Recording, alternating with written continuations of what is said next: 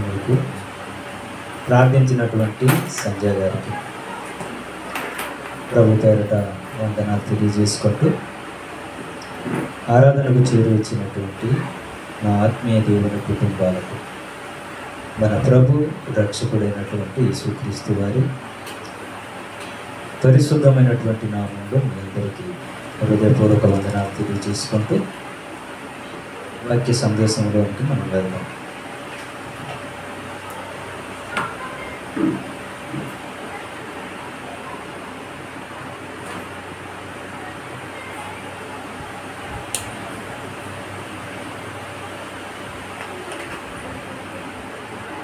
దేవుని కృపను బట్టి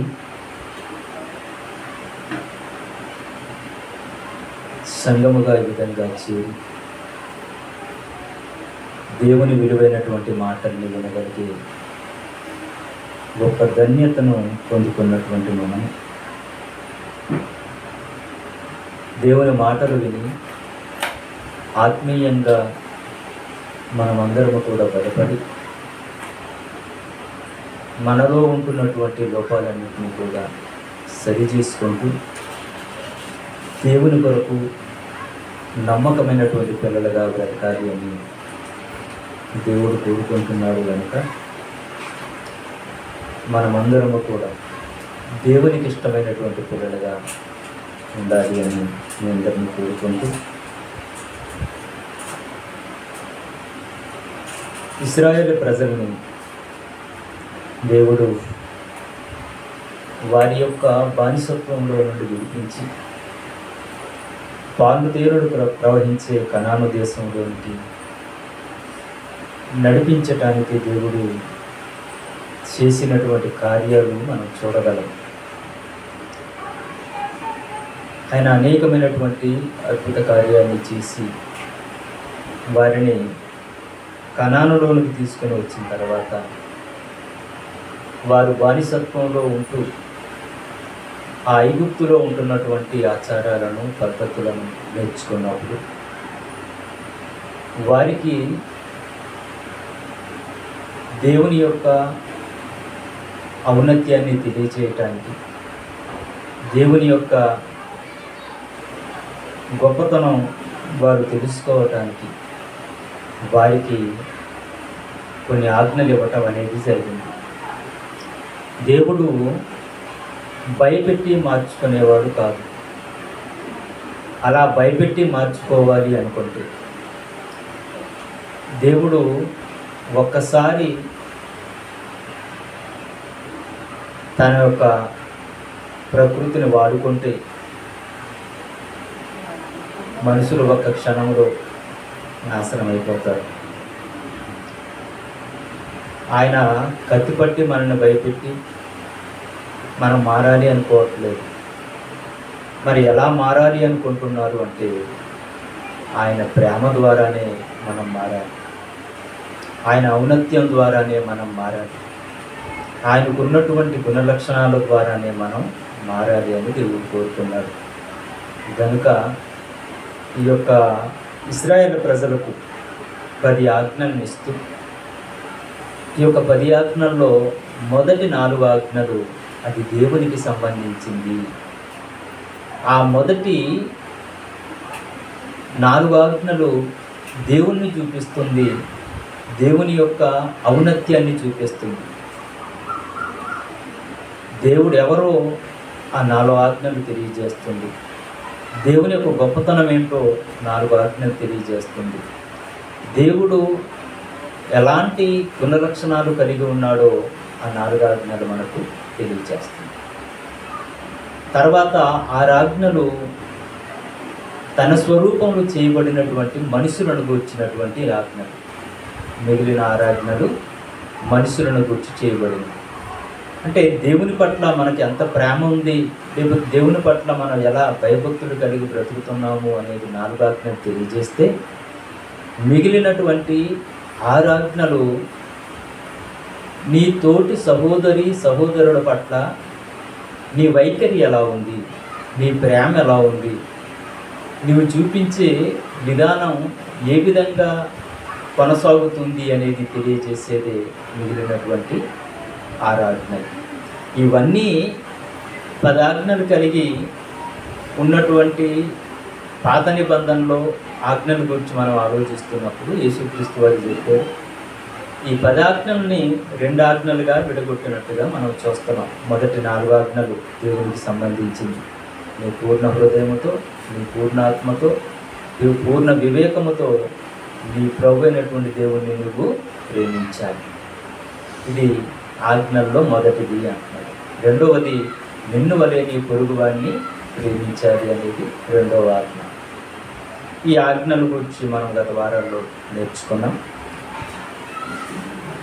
ఈ 10 ఆజ్ఞల్లో 2 ఆజ్ఞలుగా విడగొట్టడం ఒక భాగం అయితే, ఇప్పటి వరకు మనం 9 ఆజ్ఞల్ని ధ్యానం చేసుకున్నాం. ఇప్పుడు 10వ ఆజ్ఞను మనం ధ్యానం చేస్తున్నాం. ఈ 10వ ఆజ్ఞలోనికి వచ్చేటప్పటికి ఈ 10 ఆజ్ఞలలో 4 ఆజ్ఞలు ఒక భాగంగా, 6 ఆజ్ఞలు ఒక భాగంగా విడగొట్టినట్టుగా మనం చూసాము. అయితే ఈరోజు 9 ఆజ్ఞలు ఒక భాగంగా, 10వ ఆజ్ఞ ఒక్కటే ఒక భాగంగా మనం ఆలోచించాలి. ఎందుకంటే 10 ఆజ్ఞలన్నీ మరొక విధంగా విభజింపబడ్డాయి. అంటే 10 ఆజ్ఞలు కూడా 4 ఆజ్ఞలుగా, 6 ఆజ్ఞలుగా, మొదటిది 4 ఆజ్ఞలుగా, మిగతాది ఒక 6 ఆజ్ఞలుగా, 2 కలిపి 2 ఆజ్ఞలుగా విడగొట్టబడ్డాయి. అయితే ఈ యొక్క 10వ ఆజ్ఞలోకి వచ్చేటప్పటికి 9 ఆజ్ఞలు ఒక విధంగా, ఆ తర్వాత 10వ ఆజ్ఞ ఒకటే ఒక విధంగా విభజించుకొని మనం ఆలోచించడానికి ప్రయత్నం చేద్దాం. మొదటి 9 ఆజ్ఞలు ఒక భాగం అయితే, చివరి ఒక్క ఆజ్ఞ ఒక్కటే ఒక భాగంగా మనం ఆలోచన చేద్దాం. మొదటి 9 ఆజ్ఞలు పనులకు సంబంధించింది. మొదటి 9 ఆజ్ఞలు పనులకు సంబంధించింది. 10వ ఆజ్ఞ ఒక్కటే విభిన్నంగా వైఖరి కలిగి ఉంది. వేరే వైఖరి కలిగినటువంటి ఆజ్ఞగా దీన్ని మనం చూడగలం. 9 ఆజ్ఞలు మనం ఏం చేయాలో ఏం చేయకూడదో తెలియజేస్తుంది. 10వ ఆజ్ఞ మనలో ఉన్నటువంటి మనిషిలో ఉంటున్నటువంటి సంబంధం లేక ఆశింపకూడదు అనే ఒక ఆజ్ఞని మనసుకు సంబంధించిందిగా తెలియజేస్తుంది. 10వ ఆజ్ఞ ఆశింపకూడదు అనే ఒక మాట ద్వారా అది మన హృదయానికి సంబంధించింది, మన మనసుకు సంబంధించిందిగా తెలియజేస్తుంది. కనుక దేవుడు మన బాహ్య జీవితం మాత్రమే కాదు, ఆయన చూస్తున్నది మన బాహ్య జీవితం మాత్రమే కాదు, మన అంతరంగ జీవితాన్ని కూడా ఆయన చూస్తాడు. అందుకనే బైబిల్ గ్రంథంలో ఆజ్ఞ అతిక్రమమే పాపం అనే ఒక మాట రాయబడి ఉంటుంది. దేవుడు వద్దని చెప్పినటువంటి పనులు చేయటం కూడా పాపము. దేవుడు చెయ్యమని చెప్పిన పనులు చేయకపోవటం కూడా పాపమే. 2 పాపమే. దేవుడు వద్దన్న పని చేయటం అది పాపమే. దేవుడు చెయ్యమని చెప్పినటువంటి పని చేయకపోవటం కూడా పాపమే. ఇది మనం గమనించినట్లయితే దీని గురించి కొద్దిమంది బైబిల్ పండితులు వారు వర్గీకరించినటువంటి ఆ ఒక విధానాన్ని ఒకసారి మనం ఆలోచన చేస్తే, since of commission, since of commission, since of omission. అంటే దాని అర్థం ఏంటంటే, సిన్స్ ఆఫ్ కమిషన్ అనగానే చేసినందువల్ల వచ్చిన పాపాలు. సిన్స్ ఆఫ్ కమిషన్ అంటే చేసినందువల్ల వచ్చిన పాపములు. సిన్స్ ఆఫ్ ఒమిషన్ అనగానే మానుకొనుట వల్ల వచ్చిన పాపాలు, మానుకోవటం వలన వచ్చిన పాపాలు. అంటే ఇప్పుడు 10 ఆజ్ఞల్ని మనం ఆలోచిస్తున్నప్పుడు ఈ 10 ఆజ్ఞల్లో మొదటి 9 ఆజ్ఞలు ఒక విధంగా మనం ఆలోచన చేయగలిగితే, ఆఖరి ఆజ్ఞ 10వ ఆజ్ఞ ఒక్కటే ఒక విధంగా మనం విభజించుకోవటానికి అవకాశం ఉంది. ఈ యొక్క 9 ఆజ్ఞలు మన పనులకు సంబంధించింది అయితే, 10వ ఆజ్ఞ మనసుకు సంబంధించింది, మన మనసుకు సంబంధించింది. ఈ మనసుకు సంబంధించినటువంటి 10వ ఆజ్ఞ గురించి మనం ఆలోచన చేస్తున్నప్పుడు ఈ యొక్క 10వ ఆజ్ఞలో వ్రాయబడినటువంటి మాట ఏంటంటే ఆశింపకూడదు. ఆశింపకూడదు అనే ఒక మాటని మనం చదువుతున్నప్పుడు ఆశపడ్డంలో తప్పుందా అంటే ఆశపడ్డంలో తప్పు లేదు, ఆశపడ్డంలో తప్పు లేదు. కానీ ఏది తప్పు అంటే ఇక్కడ చెబుతున్నటువంటి మాటని మనం ఒకసారి ఆలోచిస్తేనండి 10వ ఆజ్ఞని మనం ఒకసారి చదువుకుందాం. 10వ ఆజ్ఞని మనం చదువుకుందాం. నిర్గమకాండము 20వ అధ్యాయము, నిర్గమకాండము 20వ అధ్యాయము 17వ వచనం. నీ పొరుగువాని ఇల్లు ఆశింపకూడదు, నీ పొరుగువాని భార్యనైనను అతని దాసినైనను అతని దాసునైనను అతని ఎద్దునైనను అతని గాడిదనైనను నీ పొరుగువాని దేనినైనను నువ్వు ఆశింపకూడదు అంటున్నారు. అంటే మన పొరుగువానిది దేనిని కూడా మనం ఆశింపకూడదు. అంటే మనకు ఆశ ఉండటంలో తప్పు లేదు, మనుషులుగా మనం ఆశించటంలో తప్పు లేదు, ఆశపడవచ్చు. కానీ దురాశ ఉండకూడదు. ఏ ఆశ ఉండకూడదండి? దురాశ ఉండకూడదు, అత్యాశ అనేది ఉండకూడదు. దురాశ ఉంటే ఎంత ప్రమాదమో, అత్యాశ ఉంటే ఎంత ప్రమాదమో ఈరోజు మనం తెలుసుకోవటానికి ప్రయత్నం చేద్దాం. ఎందుకంటే ఇక్కడ చెబుతున్నటువంటి మాట నీ పొరుగువానిది దేనినైనాను ఆశింపకూడదట. నీ పొరుగువానిది దేనినైనాను ఆశింపకూడదంటే నీ పొరుగువానిది ఆయన ఎంత కష్టంతో సంపాదించుకొని ఉంటాడు. నీ పొరుగువాని ఇల్లు ఆశింపకూడదు, నీ పొరుగువాని భార్య ఆశింపకూడదు, నీ పొరుగువాని దాసి ఆశింపకూడదు, నీ పొరుగువాని యొక్క దాసుని ఆశింపకూడదు, ఇంకా దేనినైనా కూడా ఆశింపకూడదు అని చెప్పారు. అంటేనండి నీ పొరుగువాని కష్టార్జితాన్ని నీవు ఆశించకూడదు. అంటే నీ పొరుగువానికి సంబంధించినది ఏది ఆశించినా అది పాపమే అవుతుంది. నీ పొరుగువానికి దేని ఆశించినా అది పాపమే అవుతుంది. ఎందుకంటే నీ పొరుగువాడు ఎంతో కష్టపడి సంపాదించుకున్నది. అది ఏమంటే నీ పొరుగువాడు ఎంతో కష్టపడి సంపాదించుకుంది. అది వస్తువే కానివ్వండి, ఏమంటే లేకపోతే అది కుటుంబ సంబంధమైనదే కానివ్వండి, అది మన వ్యవసాయానికి సంబంధించింది కానివ్వండి, మన వృత్తికి సంబంధించింది కానివ్వండి. అంటే నీ గాడిదను కూడా ఆశించకూడదు అని చెప్పి పాత నిబంధనలు చెప్పారు. నీ ఎద్దుని ఆశింపకూడదని పాత నిబంధనలో చెప్పారు. నీ పొరుగువాని భార్యను ఆశింపకూడదని పాత నిబంధనలో చెప్పారు. అంటే ఇవన్నీ కూడా ఆ కుటుంబానికి ఉపయోగకరమైనవి, పోషణకరమైనవి, ఆ కుటుంబానికి అవసరమైనవి. అంతే కదండి. ఇప్పుడు పొరుగువాని యొక్క ఎద్దు ఉందనుకోండి, ఆ ఎద్దుతో ఆయన ఏం చేస్తాడు? ఆనాటి కాలంలో వారు వ్యవసాయం చేసుకునేవారు. వ్యవసాయం చేసుకోవటానికి ఆయనకు ఉన్నటువంటి ఆధారం ఏంటి? ఎద్దే కదండి. ఆ ఎద్దుతోనే వ్యవసాయం చేసుకోవాలి.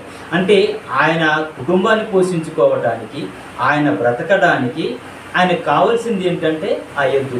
ఆ ఎద్దుని పోషించుకుంటున్నప్పుడు, ఆ ఎద్దుని ఆయన సంరక్షించుకుంటున్నప్పుడు, ఆ ఎద్దు ద్వారా ఆయన లాభం పొందుకుంటున్నప్పుడు, అలాంటి ఎద్దుని ఆశించి నువ్వు దొంగలిస్తే, లేకపోతే అలాంటి ఎద్దును నువ్వు ఆశిస్తే అది పాపం అవుద్ది.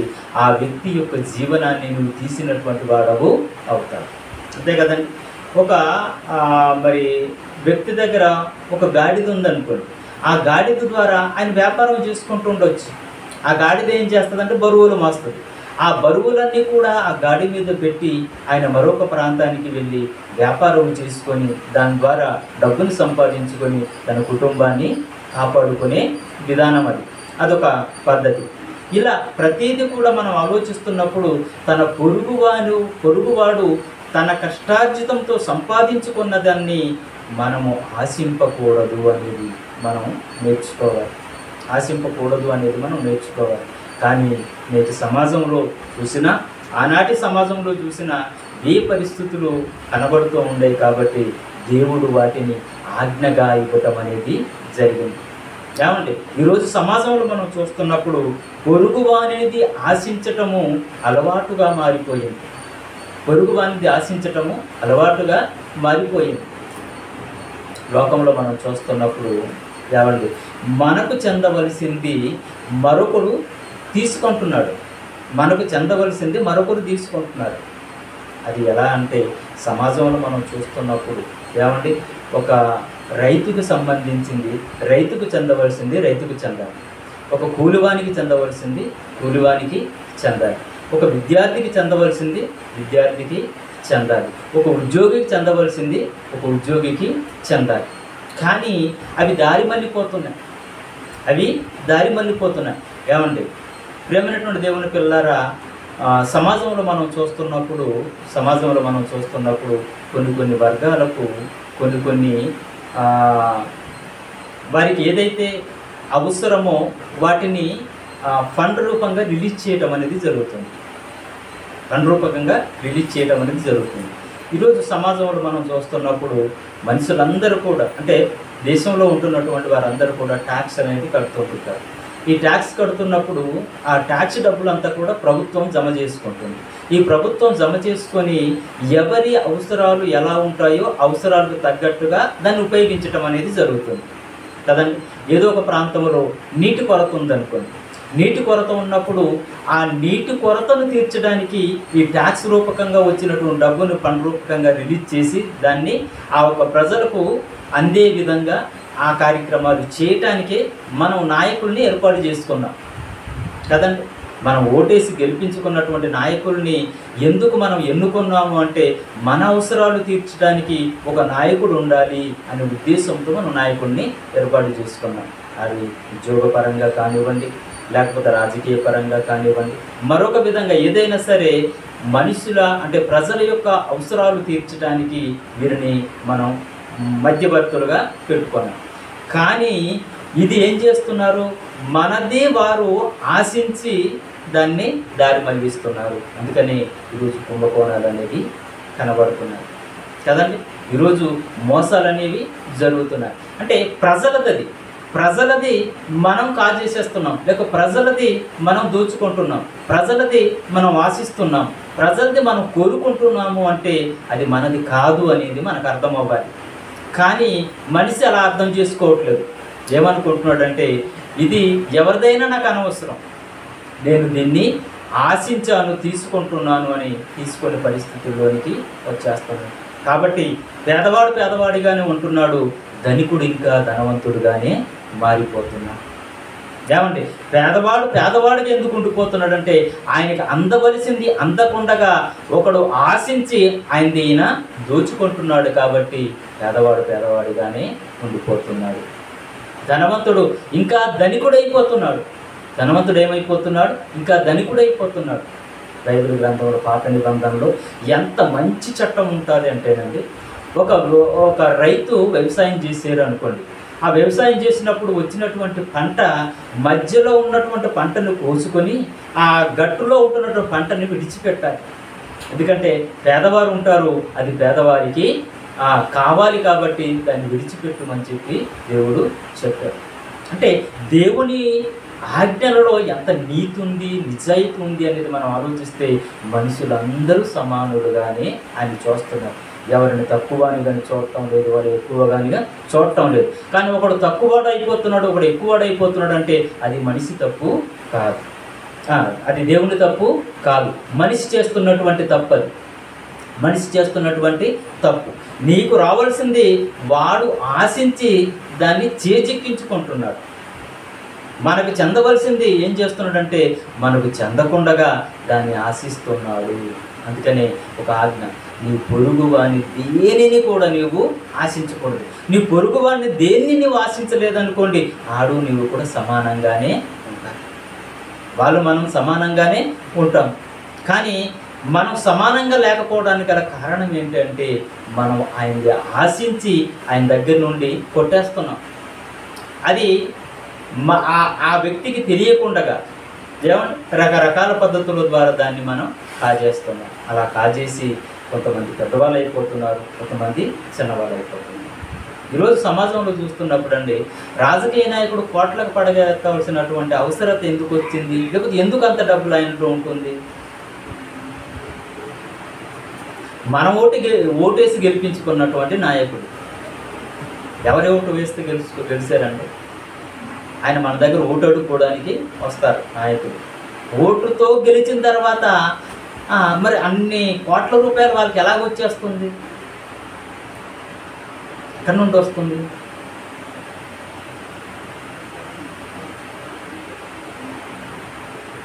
వాళ్ళకు గౌరవ వేతనంగా ఇస్తున్నటువంటి డబ్బు వాళ్ళ పెట్రోల్కే సరిపోదు,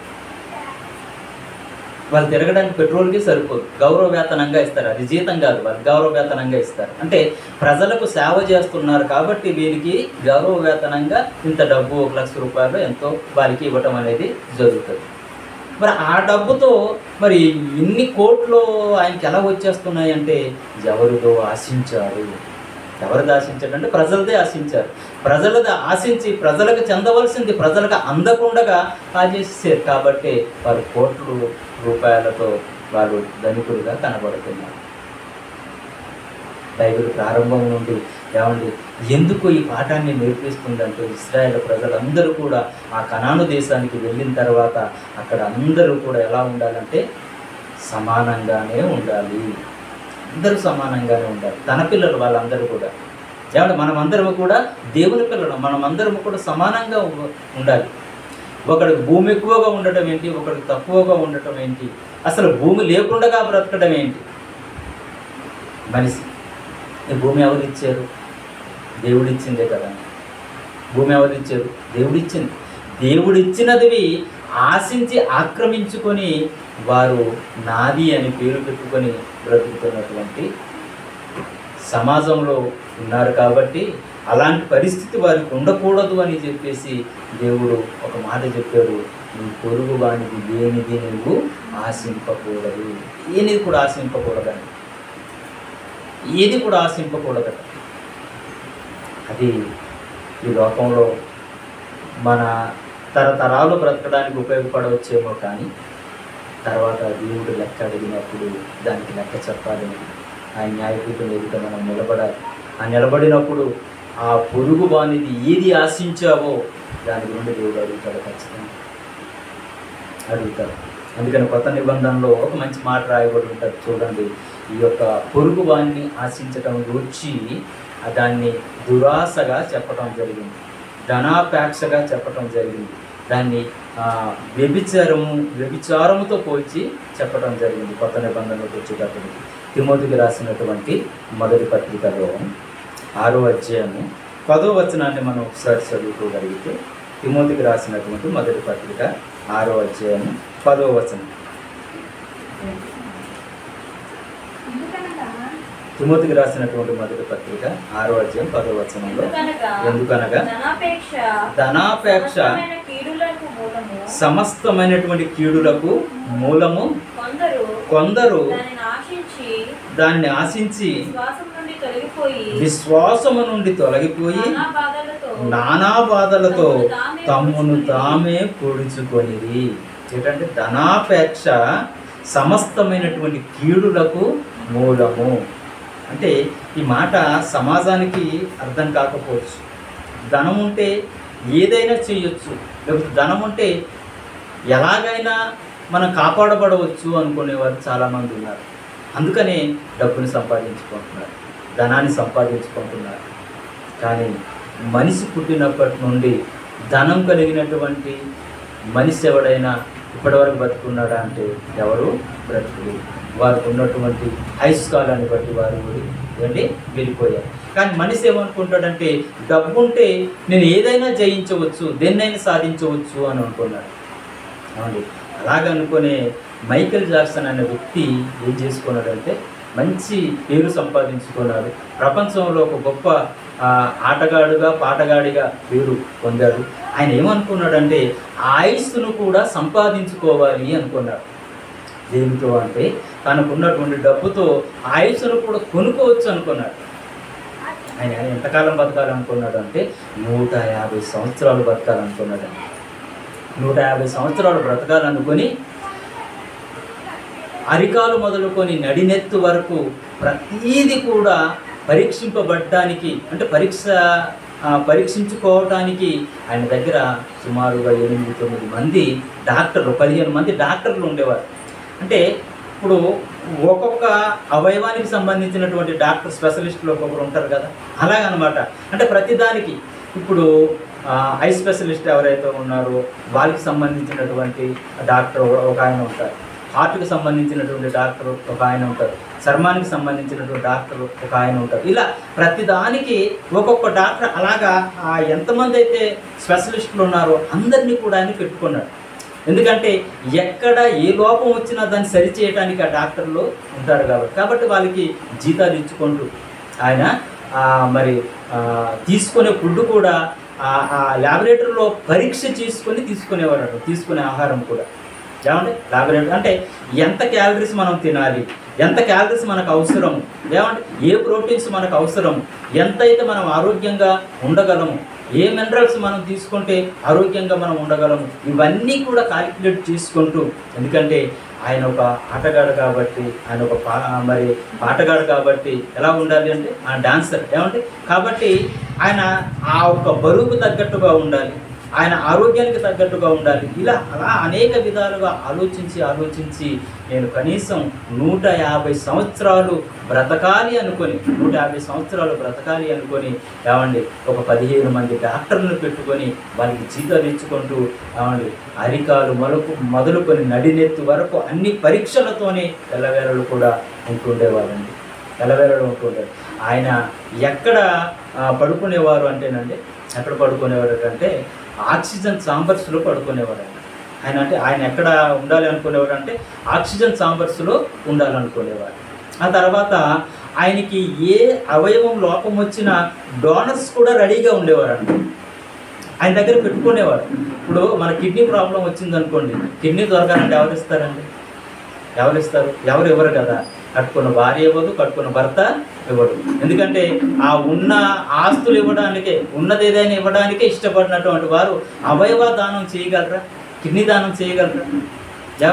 అలా ఇప్పుడు కొన్ని సందర్భాల్లో కొంతమందికి లివర్ ట్రాన్స్ఫర్ చేయవలసినటువంటి పరిస్థితులు కూడా ఉంటుంటారు, అలాంటి దానం చేయడానికి కూడా సిద్ధంగా ఉంటారన్నమాట.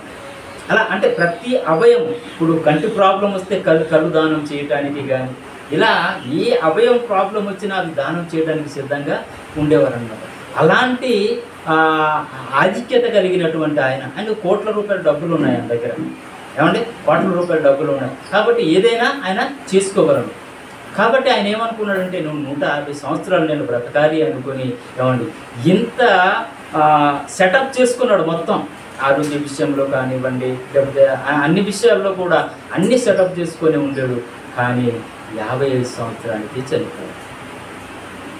ఏమండి 55 సంవత్సరాలకి ఆయన చనిపోయాడు. అంటే దీన్ని బట్టి మనకి ఏమర్థమవుతుంది అని మనం ఒకసారి ఆలోచన చేస్తేనండి, మనము ఏదైనా సంపాదించుకొని వాటితో మనం ఆయుష్ను పొడిగించుకుంటాము అంటే అది జరగనటువంటి పరిస్థితి, అది జరగదు అనేది మనకి అర్థమవుతుంది. కాబట్టి మనం ఎదుటి వారి దగ్గర ఏదో ఆశించి ఆయన దగ్గర నుండి మనం అంతా కొట్టేసి మనం కోట్ల రూపాయల డబ్బులు సంపాదించుకొని ఆరోగ్యాన్ని కాపాడుకుంటామంటే అది కుదరదు. మనందరికీ తెలుసు, ఏమండి మనకున్నటువంటి సింగర్ ఎస్పి బాలసుబ్రహ్మణ్యం గారు కోవిడ్ టైంలో ఏమండి ఆయన కోట్ల రూపాయల డబ్బులు ఉన్నాయి, ఆయన హాస్పిటల్ అడ్మిట్ చేశారు. హాస్పిటల్ అడ్మిట్ చేసిన తర్వాత ఎలాగైనా సరే బ్రతికిస్తారు అనుకొని హాస్పిటల్లో కోట్ల రూపాయల డబ్బులు చించిన ఆఖరికి తన శవాన్ని బయటికి పంపించవలసినటువంటి పరిస్థితి వచ్చింది. అంటే ఎంత పెద్దవారైనా సరే, ఎంత ధనికుడైనా సరే, ఎంత జ్ఞానవంతుడైనా సరే, ఎంత ఆరోగ్యవంతుడైనా సరే, వానికి ఇచ్చినటువంటి ఆయుష్కాలంలో ఆయన వెళ్ళిపోక తప్పదు.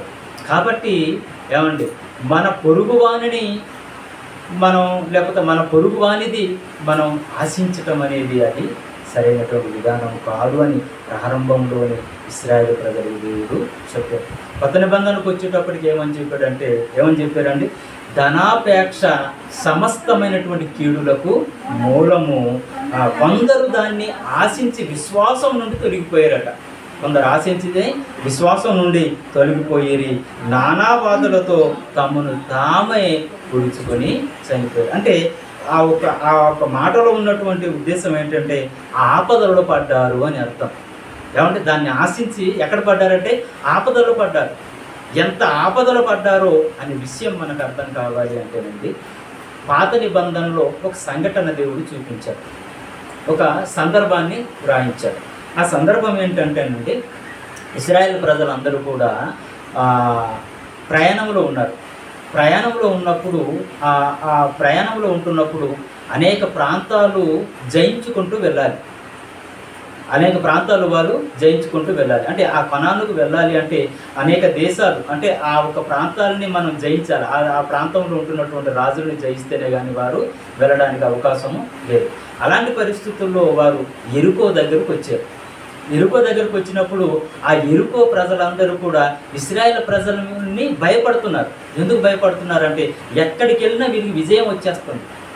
అంటే వీరి వెనకాల నిజదేవుడు ఉన్నాడు, సత్యదేవుడు ఉన్నాడు. కాబట్టి వాళ్ళు ఎక్కడికి వెళ్తే అక్కడ విజయంతో వాళ్ళు విజయం పొంది ముందుకు కొనసాగుతున్నారు. కాబట్టి మనం ఏం చేయాలి అని ఎరుకో గోడలు ఒక తలుపుల్ని మూసేసుకున్నారండి. ఎరుకో గోడలు వాళ్ళు కట్టేసుకున్నారు. ఆ గోడల్లో తలుపు చేసేసుకున్నారు. ఇంకా వాళ్ళు ఆ బయటికి రాకుండా, ఎరుకో పట్టణం దాటకుండా వాళ్ళు ఆ గోడలని నిర్మించుకొని అక్కడ ఉన్నారన్నమాట. అంటే వారికి భయపడి వారు అక్కడ ఉంటున్నప్పుడు దాన్ని జయించాలి. దాన్ని జయించాలి అంటే ఏం చేయాలి అని చెప్పి దేవుణ్ణి అడిగినప్పుడు యెహోషువ గారి ఆధీన్యంలో వారు నడుస్తున్నటువంటి క్రమంలో మరి దేవుడు ఒక పద్ధతిని చెప్పారు. ఏంటంటే మీరు ఆ గోడ చుట్టూన తిరగండి అని చెప్పారు. ఆ గోడ చుట్టూ తిరిగిన తర్వాత 5 సార్లు తిరిగిన తర్వాత గోడ కూలిపోతుంది. ఏమంటే గోడ కూలిపోతుంది. గోడ కూలిపోయిన తర్వాత మళ్ళీ అందులోకి వాళ్ళు ప్రవేశించడం అనేది జరుగుతుంది. అప్పుడు దేవుడు ఒక ఆజ్ఞ ఇస్తాడనమాట. మీరు ఆ ప్రజల్ని మీరు జయిస్తారు, ఎరుకో పట్టణాన్ని మీరు జయిస్తారు, మీరు అది దాటుకుంటా వెళ్తారు, జయిస్తారు. అయితే అక్కడ ఉన్నటువంటి బంగారాన్ని, అక్కడ ఉన్నటువంటి వెండిని, అక్కడ ఉన్నటువంటి ఇతర సామాగ్రిని, ఏమంటే దాన్ని ఏది కూడా మీరు తీసుకోవడానికి వీలు లేదు. అందులో ఆ ఎరుకో పట్టణంలో ఉన్నటువంటి వెండి, బంగారం, ఆ ఇనుప సామాగ్రిని అంతా కూడా నా ధనాగారంలో పెట్టండి అని చెప్పి దేవుడు చెప్తాడు. చెప్పిన తర్వాత వీళ్ళు నిజంగానే ఆ ఎరుకో పట్టణాన్ని జయిస్తారు. జయించిన తర్వాత ఆ వెండి, బంగారం అంతా కూడా తీసుకుంటారు. ఆ రాహోబు అనే ఒక కుటుంబాన్ని మాత్రం విడిచిపెడతారు. ఎందుకంటే వేగు చూడడానికి వెళ్ళినప్పుడు ఈ వేగుల వారిని దాచి ఆశ్రయం ఇచ్చినందుకు ఆ కుటుంబాన్ని మాత్రం విడిచిపెట్టి మిగతా వాళ్ళందరినీ కూడా మరి హతం చేసి ఆ పట్టణాన్ని జయించినటువంటి సంగతి యెహోషువ గ్రంథంలో మనం చూసినప్పుడు మనకు అర్థమవుతుంది. అయితే మనం ఆలోచించవలసింది ఏంటంటే ఏదైతే దేవుడు వద్దని చెప్పాడో దానిని ఒక ఆయన దాచుకుంటాడండి. అంటే ఆశిస్తాడు. ఏం చేస్తాడు? ఆకాను అనే ఒక వ్యక్తి ఏం చేస్తాడంటే ఆశించి దాన్ని దాచుకుంటాడు. ఆ తర్వాత మళ్ళీ వారు ఒక హాయనపురంలోనికి వెళ్ళే క్రమంలో అక్కడ విజయం పొందకుండా వారు వెనక్కి తిరిగి వస్తారు. వాళ్ళు చచ్చిపోతారు. చచ్చిపోయినప్పుడు యెహోషువ అడుగుతాడు అనమాట, ఏంటయింది ప్రభువా, ఏంటి, ఎందుకు ఇలాగా ఒక తక్కువ మంది ఉన్నటువంటి ఆ జనాంగం దగ్గర మేము గెలవలేకపోయామని చెప్పంటే, ఇదిగో ఇశ్రాయేలు ప్రజల్లో ఈ దాంట్లో ఒక ఆయన ఇలా తప్పు చేశాడు కాబట్టి వీరు ఇలా అపజయం పొందారు అని చెప్పిన తర్వాత అక్కడ ఆ తర్వాత ఆ సందర్భం అంతా కూడా జరుగుతుంది. ఒక వచనాన్ని మనం చదువుదాం. మొదటిగా యెహోషువ గ్రంథము 6వ అధ్యాయం. యెహోషువ గ్రంథము 6వ అధ్యాయము 19వ వచనాన్ని ఒకసారి చదువుదామండి. వెండియు బంగారును ఇత్తడి పాత్రలను ఇనుప పాత్రలను యెహోవాకు ప్రతిష్టములగును. వాటిని యెహోవా ధనాగారంలో నుంచవలెను. అంటే వీరు ఎరుకోని జయించారు కదా. జయించిన తర్వాత దేవుడు చెప్తున్నటువంటి మాట ఏంటంటే 18వ వచనములో, శపింపబడిన దానిలో కొంచెమైనను మీరు తీసుకొనిన ఎడల మీరు శాపగ్రస్తులై ఇశ్రాయేలు పాలెమునకు శాపము తెప్పించి దానికి బాధ కలుగజేయుదురు గనుక శపింపబడిన దానిని మీరు ముట్టకూడదు అని ఒక ఆజ్ఞ చెప్పాడు దేవుడు. ఏమని చెప్పాడండి? ఆ ఒక ఎరుకో పట్టణాన్ని జయించారు. జయించిన తర్వాత అది శపితమైనది, అది శపించబడింది. ఆ శపించబడిన దాన్ని మీరు ఎవ్వరు కూడా ఏం చేయకూడదట, ముట్టకూడదు, అంటే ఆశించకూడదు దాన్ని. అంటే దాన్ని ఎవరైనా ఆశించారు అనుకోండి మీరు శాపగ్రస్తులు అయిపోతారు అని చెప్పి దేవుడు చెప్పారు. కాబట్టి ఆ శపితమైనది ఏమని చెప్తున్నాడు, వెండియు బంగారము ఇత్తడి పాత్రలను ఇనప పాత్రలను యెహోవాకు ప్రతిష్ఠితములగును, వాటిని యెహోవా ధనాగారంలో ఉంచవలెను. అంటే ఇప్పుడు ఆ వెండి బంగారం ఇదంతా కూడా ఎవరిది? యెహోవా ధనాగారంలో ఉండాలంటే అది ఎవరిదంటే అది దేవునిది, అంతే కదా. యెహోవా ధనాగారంలో దాన్ని ఉంచాలి అంటే అది ఎవరిది? దేవునిది. ఆ దేవుని సొమ్మును ఆశించాడు ఆకాను. ఏమంటే దేవుని సొమ్మును ఆశించాడు ఆకాను, దేవుని సొమ్ముని ఆశించాడు. అంటే అది శపించబడింది, అది మీరు ఎవరు కూడా తీసుకోవడానికి వీలు లేదు. ఒకవేళ మీరు దాన్ని ఆశిస్తే మీరు శాపగ్రస్తులు అవుతారు అని చెప్పి దేవుడు ముందే చెప్పి దాన్ని అంతటిని తీసుకుని ఎక్కడ పెట్టాలి? యెహోవా ధనాగారంలో దాన్ని పెట్టాలి అని చెప్పినప్పుడు యెహోవా ధనాగారంలో దాన్ని అంతా కూడా పెట్టే క్రమంలో ఏం చేసేదంటే ఈ యొక్క ఆకాను దాని మీద ఆశపడ్డాడండి, దాన్ని ఆశపడ్డాడు. ఇక్కడ మనకు ఉన్నటువంటి ఆజ్ఞ ఏంటి? నీ పొరుగు వానిది ఆశింపకూడదు, నీ పొరుగు వాని దేన్ని ఆశింపకూడదు. ఇదే పాపం అనుకుంటే ఎవరు దాచించాడు ఆకాను? దేవుని దాచించాడు. ఎవరు దాచించాడు అంటే దేవుని దాచించాడు. దేవుని దాచించటం వలన ఏం జరిగిందో ఒకసారి మనం చూద్దాం. యెహోషువ గ్రంథము 7వ అధ్యాయము 21వ వచనం. ఏమండి ఆయన్ని పట్టుకోవడానికి చాలా ప్లాన్లు జరిగాయి, చాలా మార్గాలు దేవుడు చెప్పాడు. మొత్తానికి ఆయన్ని పట్టుకున్నారు. పట్టుకున్న తర్వాత ఆయన చెబుతున్నటువంటి మాట, దోపుడు సొమ్ములో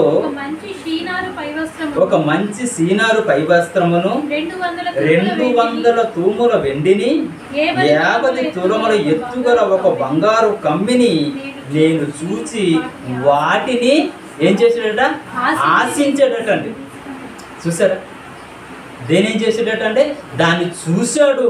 ఏమంటే ఆ బంగారం చూడగానే, ఆ వెండిని చూడగానే, ఆ వస్త్రాన్ని చూడగానే ఆయన కంటికి ఏం పుట్టిందట? ఆశ కలిగిందట, ఆశ కలిగింది. దాన్ని చూసి నేను ఆశించి తీసుకొంటిని, ఇదిగో ఈ నా డేర మధ్య అవి భూమిలో దాచబడి ఉన్నది, ఆ వెండి దాని క్రిందనున్నదని ఉత్తరమిచ్చి. ఏమంటే ఏం చెప్పాడు? ఏమంటే దొంగ దొరికిపోయాడు. దొరికిపోయిన తర్వాత అడుగుతున్నాడండి. ఏమని చెప్తున్నాడంటే నేను దాన్ని చూసి ఆశించాను. అది ఎవరిది అనేది పక్కన పెట్టేశాడు. దేవుడు చెప్పాడు ముందు ఆ ఒక ఎరుకోలో మీరు జయించక ముందు ఇదిగో ఆ ఎరుకోని మీరు జయిస్తారు. జయించిన తర్వాత అందులో ఉన్నటువంటి వెండి కానీ బంగారం కానీ ఇతడి పాత్రలు కానీ అవన్నీ కూడా దేవునిది. అవి ఏమండి గత వారంలో ఒకసారి మనం మాట్లాడుకున్నాం. ఏమండి దేవునిది దేవునికి ఇవ్వాలి, మనుషులది మనుషులకి ఇవ్వాలి. అంటే ఎవరిది వారికే, దేవునిది మనం ఆశించకూడదు. ఇక్కడ మనకు నీ పొరుగు వాడిది ఏది కూడా నువ్వు ఆశించకూడదు అని చెప్పి ఇశ్రాయేలు ప్రజలకు దేవుడు చెప్పినప్పుడు వీరు ఒక ప్రయాణంలో జరిగినటువంటి సంఘటనను మనకు ఆధారంగా చూపిస్తున్నాడు. ఆజ్ఞలు ఎందుకు ఇస్తున్నాడు దేవుడు అంటేనండి, ఇదిగో ఇలాంటి సంఘటనలు జరిగాయి కాబట్టి. ఏమంటే నీ పొరుగు వారిని ఆశింపకూడదని ఆజ్ఞ దేవుడు ఇచ్చాడు కదా ఇశ్రాయేలు ప్రజలకి ఈ యొక్క కనాను దగ్గరికి వెళ్ళినప్పుడు. కానీ ముందు ఏం జరిగింది? ప్రయాణంలో ఉన్నప్పుడు ఏం జరిగింది? దేవుని ధనాగారంలో ఉన్నది ఆశించాడు ఆకాను. దేవుని ధనాగారంలో ఉన్నది ఆశించాడు ఆకాను. ఆశించిన తర్వాత ఆయనకి ఏం జరిగిందో తెలుసా అండి? ఆకోరు లోయలో ఆయన తగలబడిపోయేదండి. ఆయన కుటుంబం అంతా కూడా ఆ ఒక లోయలో ఆయన్ని తోసేసి ఏం చేశారంటే ఆయన్ని తగలబెట్టేశారు. రాళ్లతో కొట్టి చంపి ఆ శవం కూడా కనిపించకుండా ఆయన తగలబెట్టేశారంటే బూడిదైపోయాడు. వచ్చిన పనిష్మెంట్ ఏంటంటే బూడిదైపోయాడు.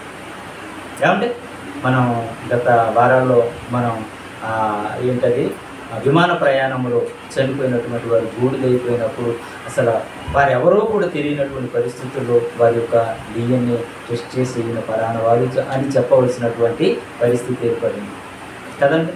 అలాగే హైదరాబాద్లో జరిగినటువంటి ఆ ఒక కంపెనీలో కూడా ఆ పేలుడు వల్ల చాలామంది కాలిపోయి చనిపోయినటువంటి పరిస్థితి కూడా అలాగే ఉంటుంది. ఇక్కడ సందర్భాన్ని మనం చూస్తున్నప్పుడు అండి, ఏదైతే ఆశించకూడదో దాన్ని ఆశించాడు. పొరుగువానిది ఆశించలేదు, పొరుగువానిది కాదు, పొరుగువానిది కాకుండా దేవునిది ఆశించాడు.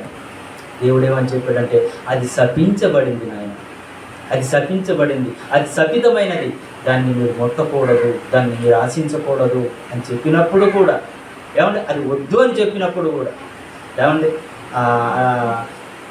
ఎలక్ట్రికల్ పోల్ దగ్గర పవర్ సప్లై వస్తుంది అనుకోండి, ఏమంటే అక్కడ ట్రాన్స్ఫార్మర్లు ముట్టుకోవద్దని చెప్పారు అనుకోండి. చెప్పిన తర్వాత కూడా ముట్టుకుంటే ఏమైపోతాడండి? బుడిదైపోతాడు కదా.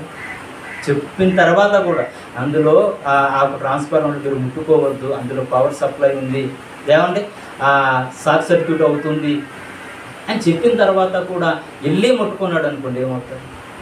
ఆకాను చేసింది అదే. దేవుడు ఏం చెప్పాడంటే, అది శపించబడింది, దాన్ని ఆశిస్తే నీవు శాపగ్రస్తుడైపోతావు, దాన్ని ముట్టుకోకూడదు అని చెప్పినప్పుడు ఆకాను ఏం చేశాడండి?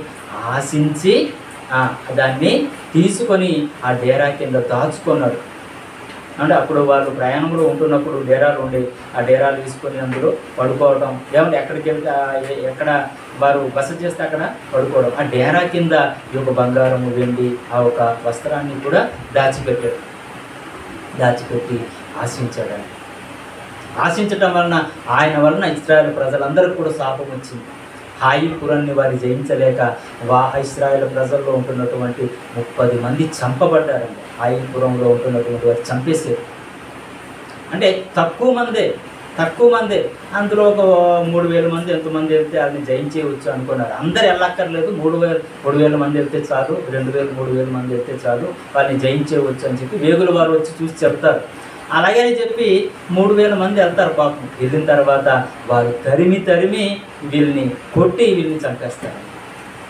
ఇంత పరిస్థితి ఎందుకు వచ్చింది? దేవుడు మన పక్షాన ఉన్నాడు కదా. ఎందుకు ఈ పరిస్థితి వచ్చిందంటే, ఇదిగో ఆకాను ఆశించాడు. ఎవరికి ఆశించాడంటే, దేవుడు వద్దని చెప్పింది, దేవుడు శపించబడింది అని చెప్పింది, ఆశించి దాన్ని దాచుకున్నాడు.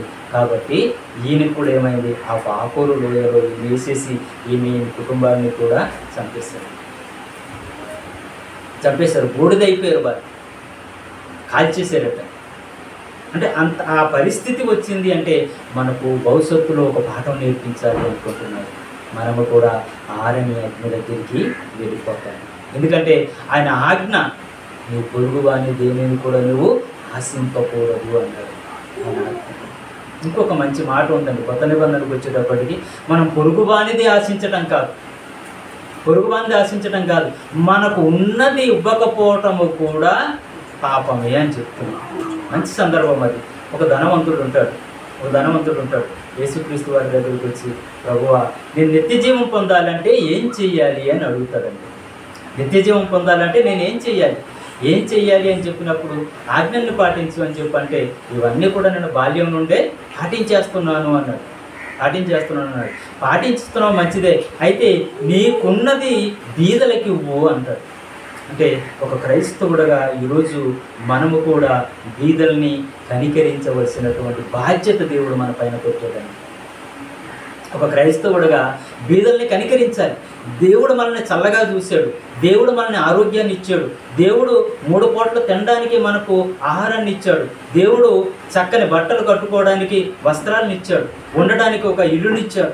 ఏమంటే మనకు సమృద్ధిగా అన్నీ ఇచ్చినప్పుడు మన పక్కన ఉన్నటువంటి పేదవాడిని కూడా మనం ఆలోచించాలి, మన పేదవాడిని కూడా మనం జ్ఞాపకం చేసుకోవాలి. ఆకలితో ఉంటున్నటువంటి వారికి ఆకలి తీర్చాలి, బట్టలు లేనటువంటి వారికి వస్త్రాలను ఇవ్వాలి, నీడ లేనటువంటి వారికి నీడ కల్పించే బాధ్యత క్రైస్తవుడు తీసుకోవాలి. అది నేర్పిస్తున్నాడు దేవుడు. ఏమంటే నీ పొరుగువానిది ఆశించటం అది భయంకరమైనటువంటి పరిస్థితి. ఆ పొరుగువానిది ఆశించటము ఎంత ప్రమాదమో అగ్నిరూపకంగా మనకి చెప్పాడు. అలా చెప్పినప్పుడు దేవునిదే ఆశించి ఆకాను మరి ఎలా అగ్నికి ఆహుతి అయిపోయాడో మనకి తెలియజేశాడు. ఇప్పుడు క్రైస్తవుడుగా మనము కూడా మన పొరుగువానిది ఆశిస్తే మనకు కూడా ఆ ఒక నిత్య జీవం కాదు, నిత్య నరకంలో మనం ఉంటాం. అక్కడ కూడా మనం ఏమైపోతామండి? బూడిదైపోతాం. అంటే అక్కడ ఉన్నటువంటి పరిస్థితి ఏంటంటే అగ్ని ఆరదు, పురుగు చావదు, అంటే నిత్యం వేదన. ఇక్కడ చచ్చిపోయాడు అనుకోండి, ఆకారం చచ్చిపోయాడు, ఇంకా బాధ పోయింది. ఏమంటే చచ్చిపోయాడు కాబట్టి ఆ సమస్య తీరిపోయింది.